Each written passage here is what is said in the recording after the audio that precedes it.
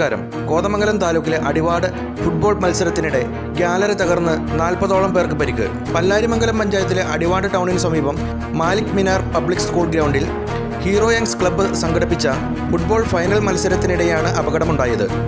ഗ്രൗണ്ടിലെ ഒരു വശത്ത് ഉണ്ടായിരുന്ന ഗ്യാലറിയാണ് കളി നടക്കുന്നതിനിടെ പൊളിഞ്ഞു വീണത്. 8 നിരകളിലായിരുന്നു ഗ്യാലറി ക്രമീകരിച്ചിരുന്നത്. 2000ഓളം പേർ കാഴ്ചക്കാരായി ഉണ്ടായിരുന്നു. സംഭവം അറിഞ്ഞെത്തിയ പോത്താനിക്കാട് പോലീസും ഫയർഫോഴ്സും നാട്ടുകാരും ചേർന്ന് രക്ഷാപ്രവർത്തനം നടത്തി. പരിക്കേറ്റവരെ വിവിധ ആംബുലൻസുകളിൽ കോതമംഗലത്തെ വിവിധ ആശുപത്രികളിൽ എത്തിച്ചു. പരിക്കേറ്റവരിൽ ആരുടെയും നില ഗുരുതരമല്ല.